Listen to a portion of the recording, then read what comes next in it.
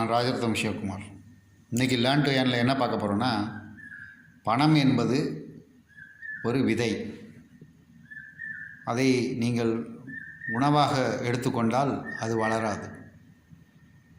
பணத்தை நீங்கள் விதையாக நினைத்து விதைத்தீர்கள் என்றால் அது மரமாகி அந்த மரத்திலிருந்து வரும் விதைகளை மீண்டும் விதைத்தீர்கள் என்றால் அது தோப்பாகி உங்களுக்கு பல பழங்களை கொடுக்கும். அது முடிவில்லாத வருங்கால சந்ததிக்கான பழங்களையும் கொடுக்கும். எனவே நீங்கள் பணத்தை விதைக்கப் போகிறீர்களா,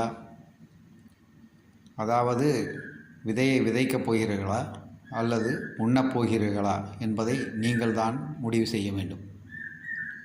இதை ஆங்கிலத்தில் சொல்வார்கள், money is a seed. If you plant, it will grow into a tree and further it gives fruit. அதை மீண்டும் விதைத்தால் that will grow as an orchard and it will start yielding fruits என்று சொல்லுவார். எனவே பணம் என்பது விதை. அதை விதைத்தீர்கள் என்றால் வருங்காலத்தில் அது பெரிய மரமாகி தோப்பாகி உங்களுக்கும் உங்கள் சந்ததிக்கும் அதை பணம் கிடைத்து கொண்டே இருக்கும்.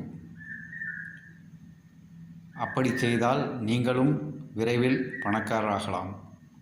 இதற்கு உங்கள் பொறுமையும் முதலீட்டு செய்ய வேண்டிய கட்டாயம் அவசியம். இதை தெரிந்து கொண்டால் நீங்களும் விரைவில் பணக்காரராகலாம் என்பதில் எந்த சந்தேகமும் இல்லை. நன்றி, வணக்கம்.